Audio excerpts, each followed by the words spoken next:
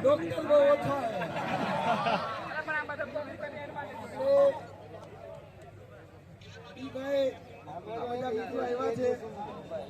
એવું કે મારે જે ટાટ ઉમેદવારો છે 2018-19 વાળા એની સાથે અન્યાય થયો છે.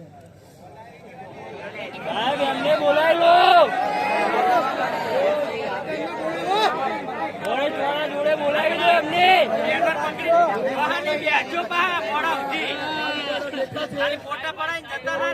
આવ્યા છે એનો ટાટનો છે કે જે જૂની પદ્ધતિ હતી 1:20 વાળી એમાં પણ એમને એની સાથે અન્યાય થયો અને જે તે સમયે કોરોના મહામારીમાં નિયમ જાહેર કરવામાં આવ્યો હતો કે ભરતીમાં તો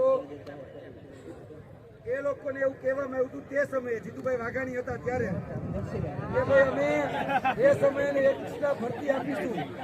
હવે આ લોકોની વેલિડિટી પૂરી થઈ ગઈ છે, એક્સપાયરી ડેટ નજીક આવી ગઈ છે એટલે હવે જાગ્યા છે. તો હું એમના વાતને એમની વેદનાને સમજુ છું, એમાં ના જ નથી. પણ હવે તકલીફ એટલી બધી છે કે હજુ VSK ગયા છે, વિદ્યા સમીક્ષા કેન્દ્ર ઉમેદવારો એ લોકો અન્ય માધ્યમ વાળા છે. હવે એ લોકોની ભરતીમાં હજી ઇસ્યુ છે, હજી જાહેર જ નથી થઈ. તો ઘણા બધા પ્રશ્નો જગ્યાએ ચાલે છે. હું એમને પણ વિનંતી કરું છું આ બધાને કે તમે ભાઈ એકતા રાખી સાથ સહકાર આ વિદ્યાર્થીઓને વિદ્યાર્થી તરીકે ગણી અને બધાનો સાથ સહકાર આપો. અમે તમારો આપીશું, તમે અમારો આપો.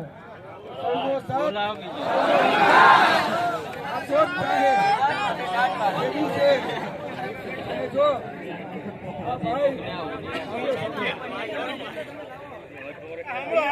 આપણે કદાચ તમે સમજી લો કે અહીંયા ડાયરાનો પ્રોગ્રામ રાખવો હોય, આપણે અહીંયા ગમનભાઈ ને બોલાવીએ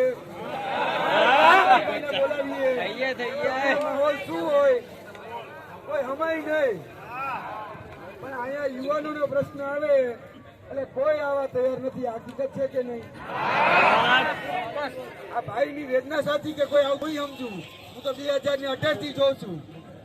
પણ તકલીફ ત્યાં છે કે આપણે એવો ક્રાઉડ ક્રિએટ કરીશું ને એમાંથી એને લાગે કે ના આમાં વ્યૂ મળે એમ છે તો આવશું.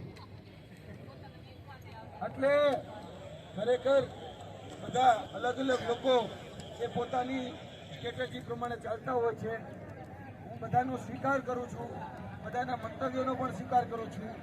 આ લોકોની જે 8 ઉમેદવારો જે છે 2018-19ના એની માંગણીનો પણ સ્વીકાર કરું છું.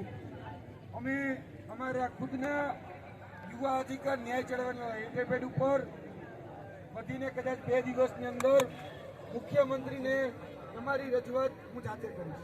જે છે